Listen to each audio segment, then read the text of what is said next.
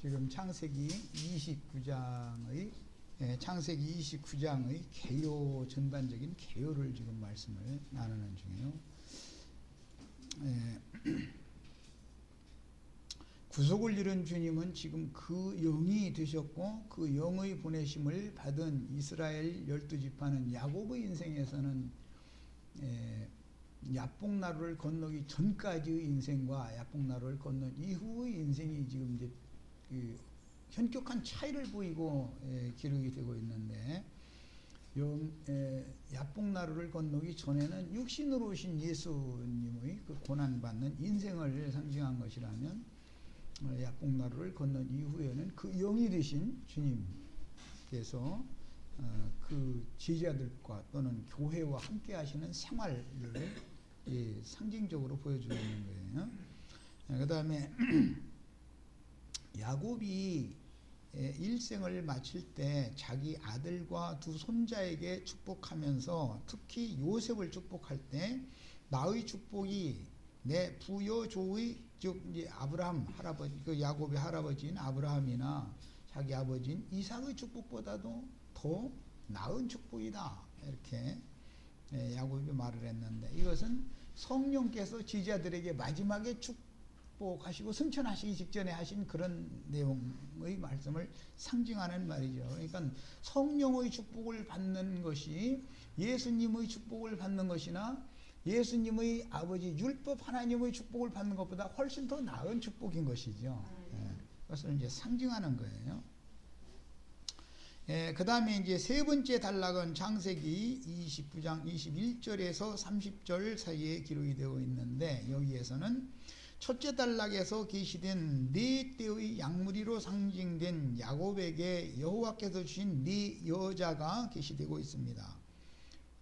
두 여자는 라반의 딸이고, 두 여자는 그 딸들의 여종들이었었죠, 신분이. 이미 이 네 여자는 네 무리의 양떼를 실현하는 것이고, 양떼가 생육하고 번성한다, 그 말은 야곱이 네 여자를 통해서 12아들을 낳고, 한 딸은 이제 시집을 안 보내게 되는 상황이 생겨서 이제 딸을 통해서는 생육 번성이 없었고 아들들을 통해서만 생육 번성이 있었는데, 이것이 야곱에게 베델에서 약속하실 때 너와 네 후손을 생육하고 번성하게 해주겠다라는 약속이죠. 제일 중요한 건 이제 그거죠.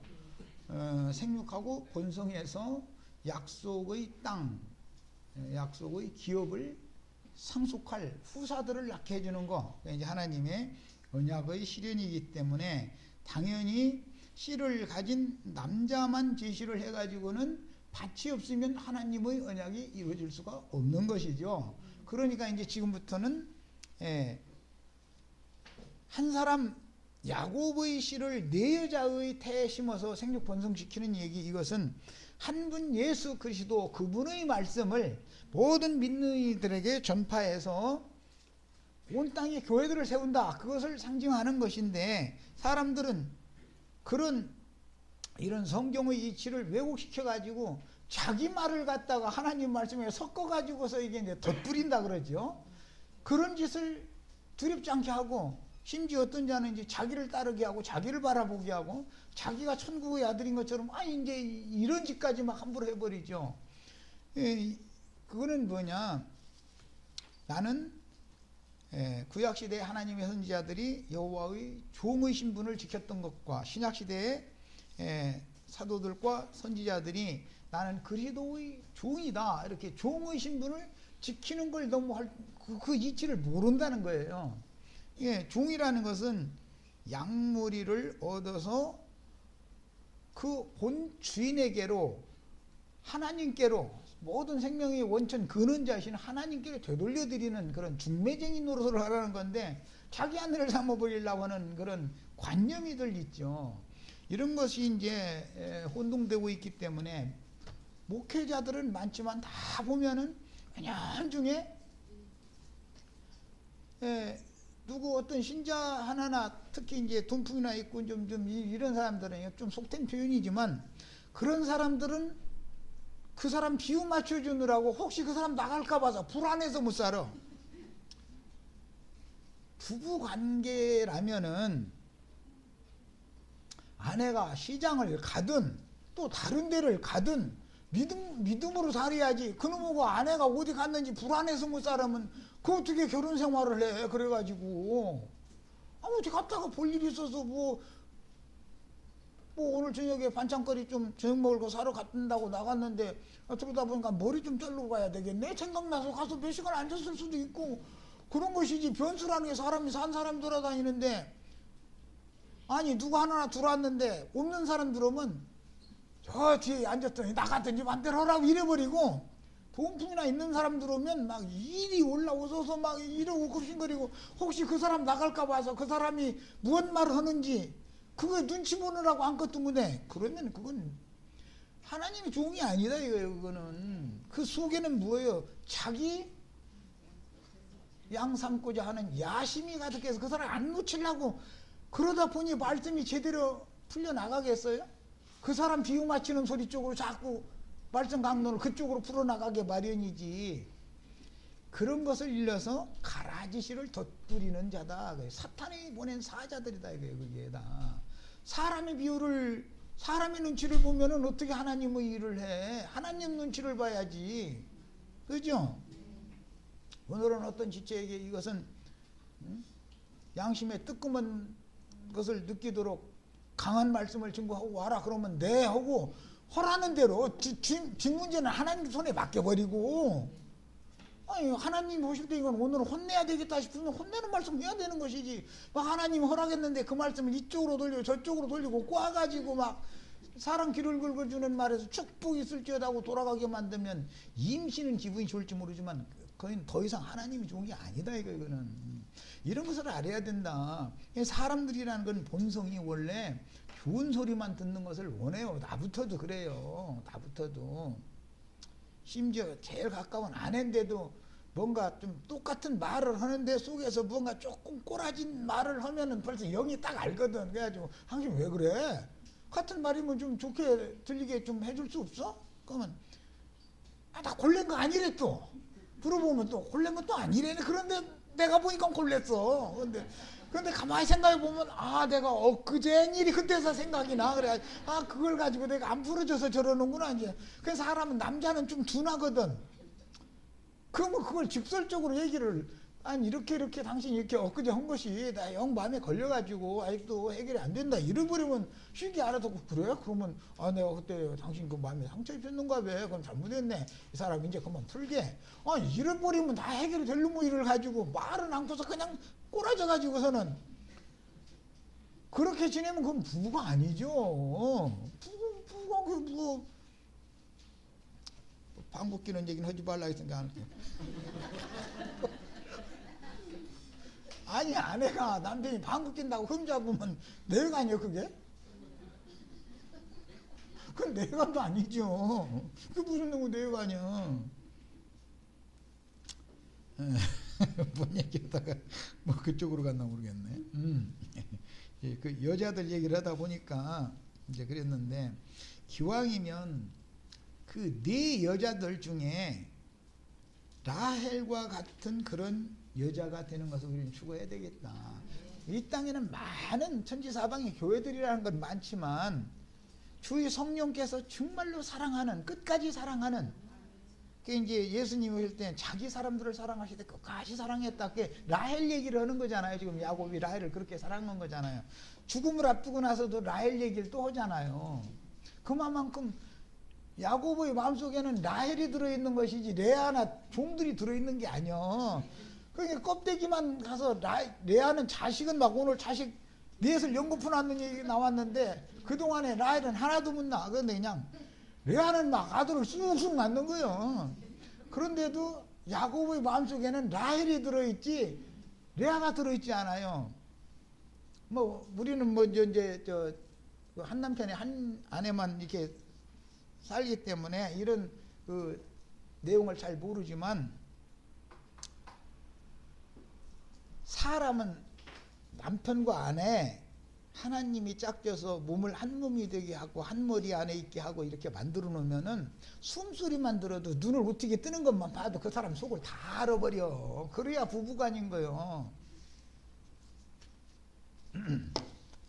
그러니 레아가 자기 남편이 자기와 자식을 계속 낳으면서도 그 마음은 자기 동생이 있다는 걸 왜 모르고 살겠어? 그 고통이죠. 자식만 많이 낳는 것만도 복이 아니야. 알고 보면 남편과 내가 몸만 하나 되는 게 아니라 영혼이, 정신세계가, 양심이 한 영과 한 마음이 되어져서 살 때사 완전한 부부단 말이에요. 근데 이제 그것을 지금 계속 이 단락에서는, 세 번째 단락에서는 그걸 강조하고 있어요. 뭐 인생사를 보면 다 알 수 있죠. 우리 인생에 살아봐도 내 남편이 딴 여자를 마음에 품고 평생을 그 여자를 떠나보내지 않고서 이러고 자기하고 가정을 이루고 산다 그러면 불편해서 못 사는 거예요. 그거는 자식만 낳다 해가지고 되는 게 아니에요. 자식 낳는 것은 육신적으로는 자식이 나오지만은 그 마음은 서로가 딴 관계잖아요. 이게 지금 보통 문제가 아니죠. 자, 예수님이 이제 또 구속을 이룬 다음에 주의 성령이 오셔서 특별히 사랑하는 아내가 있다 이거예요. 예배당 목사님들 목회를 해서 많은 사람을 모았어도 사실은 주의 성령께서 사랑하시는 교회인지에 대해서 생각을 해봐야 된단 말이야. 그걸 생각해 봐야죠. 주님의 마음에는 엉뚱한 교회를 사랑하고 있는데 자기를 사랑하는 줄로 착각하고 레아처럼 자식은 많이 나가지고 뭐 10만 명이니 20만 명이니 막 숫자만 늘리면 다 되는 줄 생각하고 있는데 그렇지 않은 거예요. 마음이 딴 데가 있는 남편은 불편해. 벌써 다 알아. 아내가 그것도 몰라가지고서 어떻게 살아. 밥 먹으면서 밥숟갈 딱 드는 거 보면은 이 사람 마음이 지금 어디가 있는 걸 아내가 그걸 모르면 아내도 아니죠. 또 남편도 아내가 꼬라졌는지 지금 기분이 좋은지 그거 눈치를 하긴 남편은 둔하지만은 그거들 눈치를 계속 못 채면은 뭔가 내가 지금 꼬라졌다는 것 좀 신호를 보내는데 그걸 막 계속 무시해버려. 그러면 깨지는 거예요. 그러면 가정부분에 가자 그래버려. 이제 결과적으로 쌓이면. 세상사가 교회 생활에 대한 그런 초상이기 때문에 이런저런 말씀을 드렸어요. 성경에서 목자장이신 그리스도와 그리스도의 종들인 목자들과 양떼들은 하나님과 이스라엘 백성들에 대한 상징이며 야곱의 네 아내들은 그 영이 되신 주님과 온 지구상의 모든 교회들을 상징하며 가장 사랑을 받은 라헬은 해를 입은 하늘의 한 여자로 상징이 됐고 그 다음에 그녀가 이기는 자들을 낳는다. 그녀가 낳은 아들이래야 장자권을 상속하는 거다. 레아가 낳은 아들들이 장자권을 상속하는 게 아니야. 다른 종들이 낳은 아들들이 장자권을 상속하는 게 아니다 이 말이야. 이건 참 너무너무 놀라운 계시죠. 이런 것들은. 옛날에 그 왕실에서 누구를 왕으로 세울 것이냐 하는 문제는 그게 이제 왕의 어심이다 그러는데 왕이 제일 사랑하는 여자가 낳은 자식이 후계 왕이 되게 돼 있어요. 그거는 마음을 걔한테 두고 있으니까. 다윗의 아내들이 많았고 장자들이 있었어요. 장성한 자신들이. 그런데 부정하게 만난 밧세바가 나온 솔로몬이 왕위를 이어받게 된다라는 것은 뭘 말하는 거예요? 밧세바가 많은 아내들이 밧세바가 있는 게 아니라 다윗이 많은 아내들이 있지만 밧세바를 특히 더 사랑했다 지금 그 말이잖아요. 그럼 밧세바는 깨끗한 여자가 아니단 말이에요. 신분 자체가. 그러니까 주님이 정말로 사랑하는 교회가 뭔가를 벌써 우리는 암시를 받을 수 있다.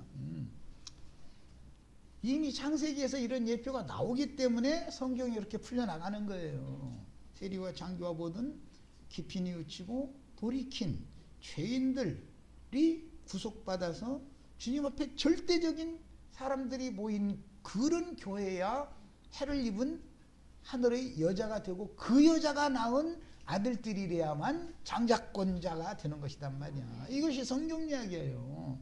우리는 교회를 이런 교회를 추구하기 때문에 세속교육의 사람들이나 지식적으로 뭐 안다고 따따붙다 하는 사람들하고는 그래서 근본적으로 안 맞는 거예요. 서로가 추구하는 바가 다르기 때문에.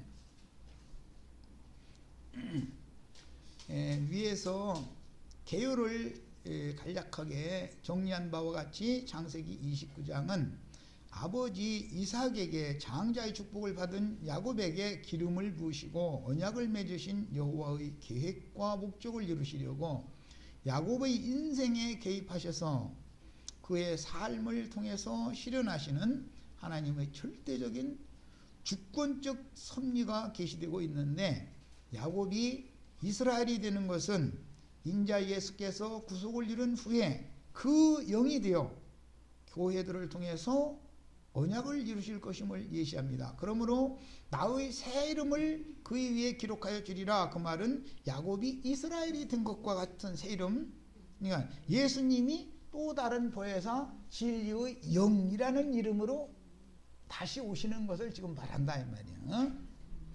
그것이 야복나루를 건넌 이후에는 이제는 야곱이라고 하지 않죠. 야곱으로 사는 게 아니죠. 이스라엘로 살죠. 야복나루까지는 야곱으로 살죠. 이것이 성경에, 이제 성경을 읽을 때 이런 관점을 알고 말하고자 하는 이런 관점을 알고 읽으셔야 돼요. 하나님의 목적에 따른 이런 비밀스러운 계획은 사람들을 통해서 경륜적으로 이루어지며 하나님의 형상이신 주 예수 그리스도의 형상인 기름 부음을 받은 자 곧 하나님의 사람인 예수님이 그 영이 되심으로 그 영을 통해서 하나님의 주권적인 섭리하심에 의하여 때와 기한을 정해 두신 대로 인류 역사에 이루어 가시는 것입니다. 지금 앞으로 야곱의 인생을 기록한 것 같지만 사실은 하나님이 아브라함과 이삭과 야곱에게 맺으신 언약을 이루어 가시는 과정을 말하는 것이지, 야곱이라는 사람이 어떻게 했더니 뭐가 되고 지금 전혀 그런 얘기가 아닌 거예요. 아브라함이 뭘 했더니 뭐 복을 줬고 그런 게 아니에요. 그런 게 어디가 있어. 그것이 뭐예요? 인본주의라 그래요.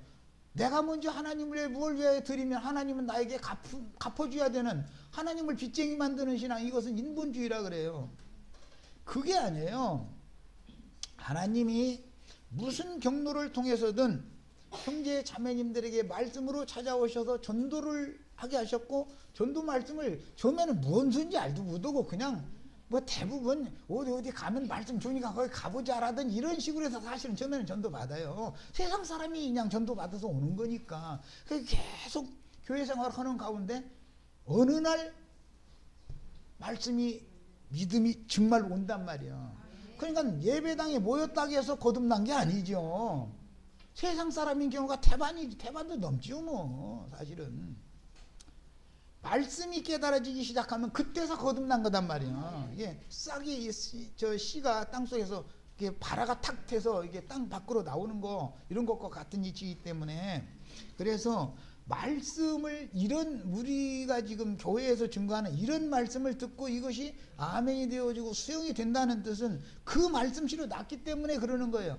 이런 말을 기독교계 목사님들이나 사람들이 들으면 그 사람 말이 창세기 29장 강연에 보면 지 멋대로 풀더만 막 이제 이러고 말이야. 또 어떤 사람들 와서 듣고 나면 우리 목사님 하는 말과 똑같아. 뭐 나도 다 듣던 말이에요. 그런데 그게 사실은 그게 다 알아들은 사람이 아니요. 내가 보기에는 알아들었으면 그렇게 말을 함부로 하지 않아요. 뭔가가 좀 말씀이 좀 다른 방향으로 나가는 것 같은데 잘 모르겠다, 이런 사람이 겸손한 사람이라고 나는 생각해.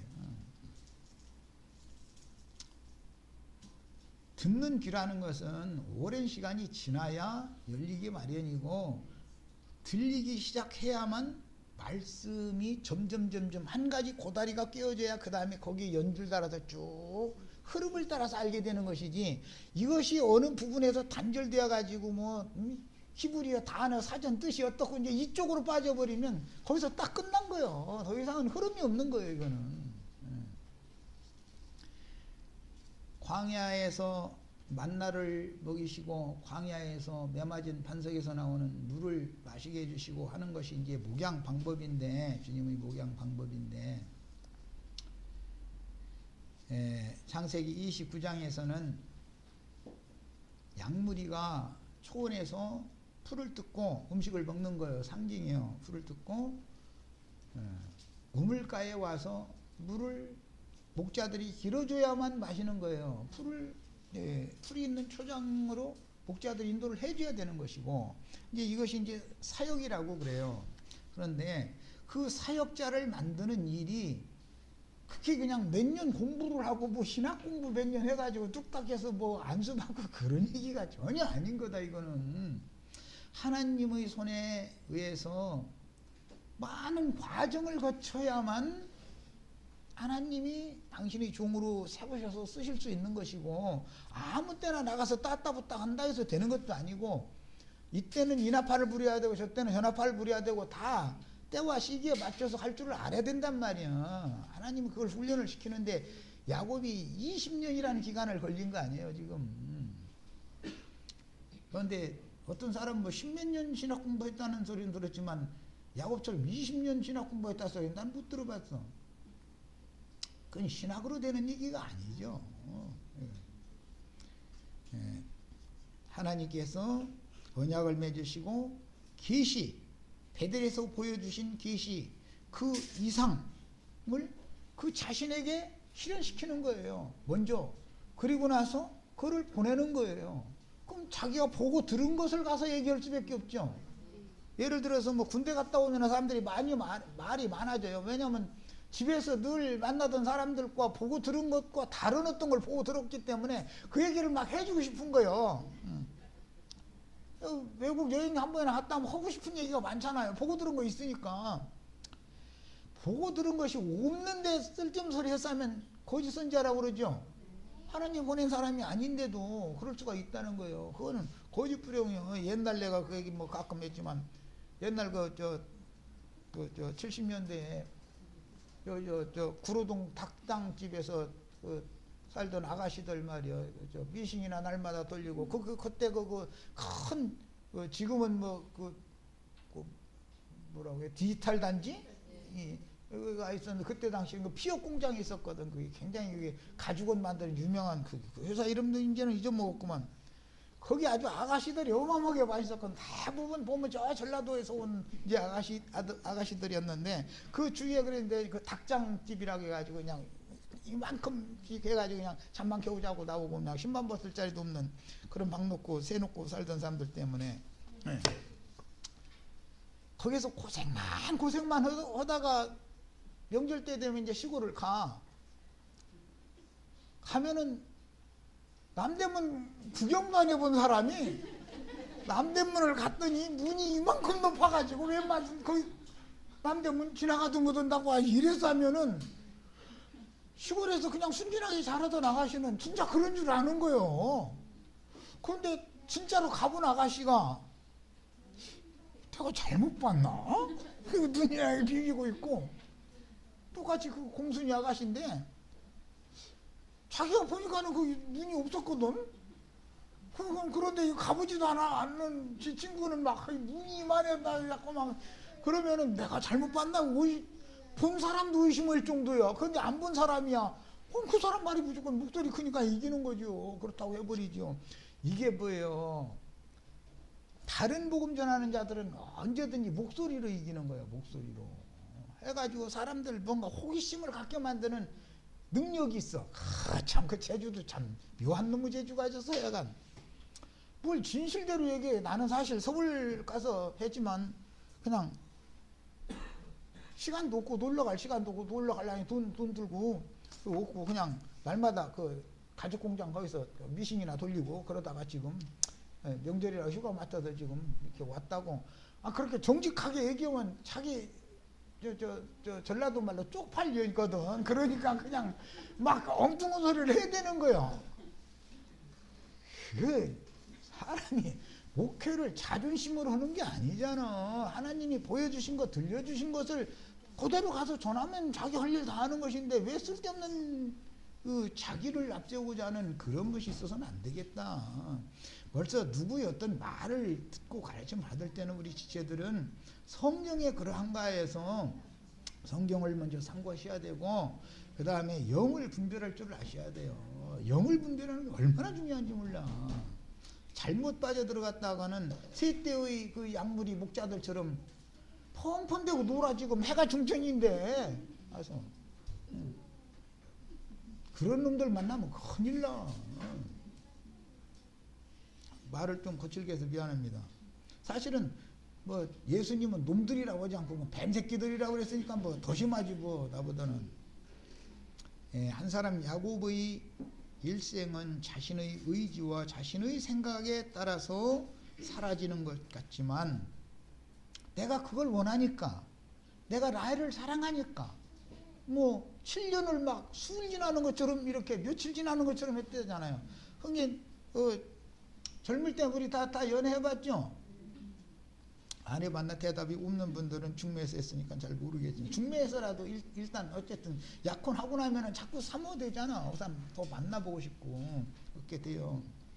그러니까 이제 사람의 어떤 인내라고 하는 것은 사람에게서 나오는 게 아니라 하나님이 누구를 사랑하게 해 주셨으면 그 사랑의 힘이 인내하게 만들어 주는 것이지, 사람 속에 사랑이 있거나 사람 속에 인내심이 있거나 이런 게 절대 아닌 거다. 사람들은 자기가 막 인내가 많은 사람인 줄을 막 착각하고 세상적으로 그냥 아무리 힘든 일이 있어도 끝없이 견뎌나고 이런 걸 그냥 부추기고 그런 말을 계속 들어가지고 사람이 그렇게 하는 것은 한계가 반드시 오게 돼 있어요. 인내심이 많은 사람이 무너지면은 너무 허무하기 때문에 자살하게 돼 있는 거예요. 인간이 뭔가 자기의 의나 자기의 인내심이나 자기 자랑거리 뭔가, 아이고 나는 누구는 고생 안 하고 나보다 더 힘든 사람들도 많은데 해가면서 막 인내로 견뎌내는 사람이 있죠. 우리 지체들랑 그러시지 말고 빨리 손들어. 주님 나 너무 힘들어요. 난 지금 견디기가 지금 나 한계 찼으니까 주님 나 좀 살려주세요 이래야지. 끝까지 견뎌본다고 하면 자기만 직살나게 얻어맞지, 뭐가 끝까지 견뎌서 뭐가 이득되는 게 뭐가 있어. 얼른 손들어야지. 우리 자식을 길러봐도 엄마가 딱 굴러다 놓고 잘못 딱 지적하려고 그러면 엄마 나 잘못했어 해버리고 울고 나오면은 배 들었다가 놓게 돼 있는데 빡빡 우기고 때리면 때려. 이렇게 가면서 막 이러면은 살살 때릴 수가 없어요. 그거는 막 이제 후려쳐버리지. 하나님이 자기 자녀를 기르는 방식도 똑같은 거 아셔야 돼. 우리 형제 자매님들은 빨리 돌이킬 수 있는 사람, 돌이키되 깊이 뉘우칠 수 있는 사람이 되는 것이 은혜 아래에 있는 사람이지, 고집 부리는 사람이 은혜 아래에 있는 사람이 아니에요. 이것을 꼭 깨닫기를 바라요. 그 다음에 누구든 주님의 택하심을 받은 제사장으로 세워졌다면 그가 어디로 가든 어떤 일을 하든 전능하신 주 하나님의 선하시고 기쁘신 뜻을 이루는 도구로 쓰임을 받는 중이지, 내가 그렇게 하는 게 아닌 것을 꼭 깨달아야 된다. 나를 왜 그렇게 하게 했느냐, 내 속에 그 영이 임해서 그 영이 나를 하여금 그렇게 하게 하는 거예요. 사람은 그러실 뿐이에요. 그런데 어떤 영을 담느냐 이거예요. 진리의 영을 담아서 진리의 하나님께로 인도를 받을 거냐, 미혹의 영을 받아서 마귀의 세계로 인도를 받을 거냐, 지금 그 싸움을 하는 거예요. 결국은 사람이 뭐가 한다라는 것은 믿음이 아니다 이것은. 어떠한 영을 받아들여 가지고 어떠한 영의 인도를 받을 것이냐 그 말이에요. 그래서 하나님의 성령으로 인도함을 받지 않으면 하나님이 사람이 아닌 거예요. 로마서에 보면 그렇게 되어 있죠. 하나님의 성령으로 인도함을 받는 자는 하나님의 아들이다. 그러면 하나님의 성령만 있어요? 세상의 영, 마귀의 영이 더 강력하게 역사하는 건데 이게 얼마나 놀라워요. 그래서 진리를 가르치는 증인들이라는 것은 자신이 진리의 영을 어떻게 만났고 어떻게 그 진리의 하나님 앞에 거꾸로 들림을 당하고 어떠한 과정을 거쳐서 이런 말씀들을 계시로 받고 이상으로 깨달았는지, 그래서 들려주시고 보여주신 것을 가서 전파를 해야만 되는 것인데, 남한테 들은 거, 전전으로 들은 거, 욥이 처음에 욥과 세 친구들이 전전으로 들은 거 가지고 아는 지식이 머릿속에 꽉 차니까 얼마나 하나님 박사들이 그 사람들 말 한번 욕기 한번 읽어봐봐. 40장이 지나갈 때까지 아주 이 세상에서 하나님에 대해서 욥과 그 친구들만큼 아는 사람 이 세상에는 하나도 없어. 얼마나 잘하는지. 말 주변도 또 야, 정말 나 말 잘하네, 말 잘해. 나 그 사람들 같이 말 잘할까? 그런데 욥이 나중에 깨달은 건 뭐예요? 여호와에 대해 내가 지금까지 알아본 귀로만 듣던 하나님에 대해서 말한 거예요. 말이야. 이제는 내가 내 눈으로 목도하여 봤습니다. 그러니 말씀하시라고 해도 너 이제 말 좀 해봐 그러니까는 이제 할 말 없어요. 딱 그러잖아. 이게 뭐냐? 하나님이 친히 그를 제사장으로 복음을 전하는 증인으로 세우기 위해서 그를 택해서 불러서 그분이 훈련시켜서 세우셔서 보내셨어야 되는 것이지, 들려주신 거 보여주신 것도 없이 언약의 말씀을 받은 것도 없이 가서 남한테 배운 걸 가지고서 이렇게 우려먹어 가지고서 장사하려고 그러면 여기서 구멍나고 저기서 틈나고. 요즘에 나 그 글을 다 어떤 분의 글을 읽으면서 엄마 이거 내가 가르친 말씀을 부분적으로 이렇게 다 우려먹고 앉았네. 그냥 훤히 보여 나는. 그런데 이게 조금 가다가 틈이 딱 나고 조금 가다가 구멍이 뻥 나고 이게 딱딱 보여 아주. 그것은 그렇게 들어서 아는 하나님과 만나서 직접 그분의 교육을 받은 경험을 통해서 아는 하나님은 다른 거예요. 공대에 가서 교수들이 아무리 공대에 가서 뭐 거기 가면 공대는 뭐 기하학이니 뭐 무슨 수학이니 물리학이니 막 이제 이런 것을 막 전문으로 하지. 우리는 머리 아파서 그 사람들이 쓰는 그 부호 뭐 나 이런 거 이제 참 말도 못하지만 그거 교실에서 대학교 강의실에서 수년 가르침 받아도 현장에 가서 기계 공고 나와가지고 취직해가지고 거기서 수십 년 돌린 애 앞에 가면 꼼짝 못해요. 누가 선생님이요? 걔가 선생님이요? 대학 졸업한 애가? 기술자가 선생님이요. 기술자는 안 보고도 다 아는데 그 사람은 머리로는 알지만 실제 해보라고 하면 무디요 이게. 이런 것과 똑같은 거예요. 하나님의 장자로서 복을 받은 육신의 아버지에게 복을 받은 것은 여호와 하나님, 언약을 이루시는 하나님이 그걸 실현화시켜셔야 되는 것이지 아버지의 축복만 받은 것이 다가 아니에요. 육신의 아버지 축복 받은 것은 이삭한테 그냥 들은 얘기요. 들은 얘기. 엄마한테 아빠한테 들은 얘기요. 하늘 아버지와 교회 성령과 신부가 하시는 말씀을 들을 귀가 있어야 되는 거예요. 그건 영적인 거. 이것은 과정을 거쳐서 완전히 김치 같으면 숙성된 김치잖아. 생김치하고는 맛이 다른 거거든. 자, 그 다음에 하나님께서 야곱을 장자로 삼았으면 그를 통해서 하나님의 집, 하나님의 왕국, 만유를 기업으로 상속해 주셔야 하므로 아들다운 아들로 만드는 과정은 필수적인 것이고 야곱의 마음에 하나님이 주실 유업을 간절히 소원하는 마음을 넣어서, 참 이게 굉장히 중요한 거예요. 내가 야곱이 라헬을 사랑한 것이 야곱이 사랑한 거예요? 하나님이 라헬이 이뻐 보이게 만든 거예요? 그렇죠? 사람이 누구를 사랑했다 그러면 그것은 그것은 하나님을 모르는 사람이요. 왜 수많은 여자가 있는데 어떤 청년은 그 여자가 딱 눈에 들어가지고 그거 이제 요새는 유행어로 휠이 와가지고 찍혔다 뭐 그러더만, 꽂혔다나 찍혔대나 뭐 이렇게 말하더만. 예. 그러면 그 휠을 보내주신 분 누구고 찍어놓은 분은 누구요? 내가 그렇게 한 거요? 나중에 가서는 후회해요. 또 그러고 그때 내가 동태눈이 어쩌고 막 이제 막 이러고 휠이 잘못 온 거지 그러면 말하자면. 그런데 시간 지나서 결혼해서 자식 낳았으니 그때 가서 후회해도 때는 늦으리 아니요. 이제 어떻게 할, 물려도 묻어고 어떻게 할 거요? 꼼짝 못하고. 그렇게 하는 절대 주권자가 누구냐 이 말이요. 야곱이 괜히 라헬을 들판에서 하란 땅에 도착하자마자 우물가에서 라헬을 만났어요. 예수님이 사마리아 우물가에서 사마리아 여자 만나는 걸 상징하는 것이죠 지금. 야, 그러면 그 사마리아 여자를 예수님이 찾아간 것 같지만 그게 아니고 아버지께서 내게 주시는 자 외에는 나를 쫓을 자가 없다 이래요. 아버지께서 주셨기 때문에 그 여자를 만나는 거예요. 보아스의 배필이 룻이 되는데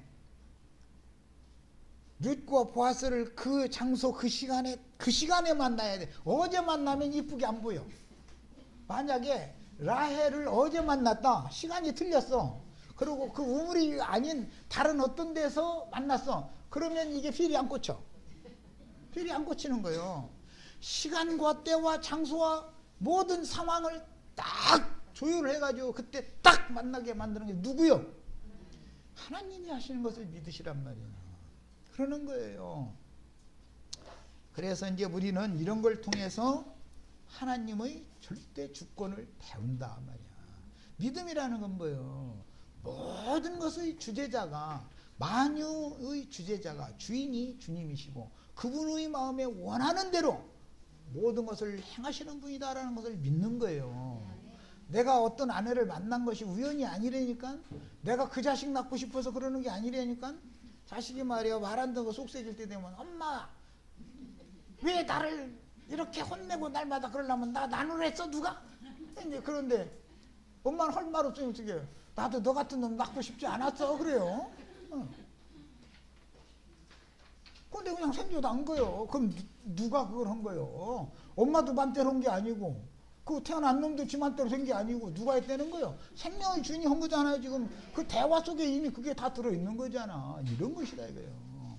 근데 사람들은 이런 걸 너무 무시해. 즉 절대자에 대해서, 우주의 주인에 대해서, 내 인생의 주인에 대해서, 내 가정의 주인에 대해서 무시한다 이게 사람들이 너무 그냥 막 넘어가려고 그래. 내가 뭘 하는 건 줄 알고 있다 이거예요. 그런 걸 일러서 불신이다 그래요. 불신. 하나님의 절대 주권을 매사에 인정하는 거예요. 좀 또 많을 얘기 좀 또 해야 되겠네. 오늘 이제 소변을 못 보고 대변을 못 보고 오신 분, 밥상 차려놓으면 꼭 주여 일용할 양식을 주셔서 감사합니다 하시지 말고 화장실에 앉아서 주여 대변 잘 통하게 해줘서 감사합니다 하시라고. 아니 왜 밥 주는 것만 감사해? 뱃속에 들어있는 쓰레기 다 통할 수 있게 해준 것도 감사하셔야지.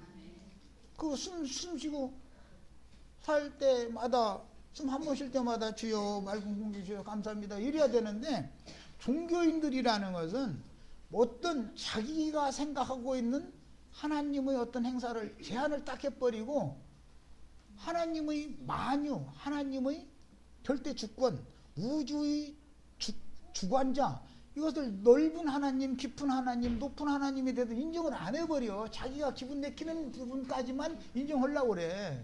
그러다 보니까 자꾸 하나님과 다툼이 안 생길 수가 없는 거예요. 그래서 우리는 그리스도의 높이와 깊이와 넓이와 모든 면에 있어서 다 그분과 하나가 되는, 일치가 되는 그런 믿음을 가지셔야 돼. 그래서 믿는 것과 아는 것이 일치가 돼야지. 아는 것은 머릿속에는 잔뜩 뭐가 나름대로 들어있는데, 그렇다고 실제 참되게 많이 들어있는 것도 아니고, 알고 보면 들어있는데 믿음은 엉뚱한 믿음을 갖고 있는 경우가 상당히 많죠.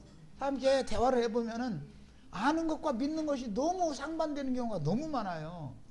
그런 것은 불신이다 이게 사실은 근본이. 이런 것을 꼭 잘 생각하셔서 야곱의 인생이 야곱이 어떻게 해서 한 것이라고 생각하시고 그렇게 받아들이지를 말고, 하나님께서 베델에서 계시로 보여주신 이상에 따라서 언약을 체결했기 때문에 하나님이 그 약속을 지키기 위해서 하나님이 야곱의 인생을 그렇게 이끌어 가시는 중이다. 이것을 배워야 된다. 그래야 내가 믿음을 가진 믿는 사람이 되는 거기 때문에 이걸 강조했어요. 자, 창세기 이제 첫 단락 내용을 잠깐만 이제 선을 좀 보이겠습니다.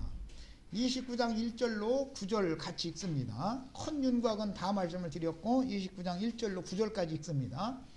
야곱이 길을 떠나 동방 사람의 땅에 이르러 본즉 들에 우물이 있고 그 곁에 새 떼가 누워 있으니 이는 목자들이 그 우물에서 양떼에게 물을 먹임이라. 큰 돌로 우물 아귀를 덮었다가 모든 떼가 모이면 그들이 우물 아귀에서 돌을 옮기고 그 양떼에게 물을 먹이고는 우물 아귀 그 자리에 다시 그 돌을 덮더라.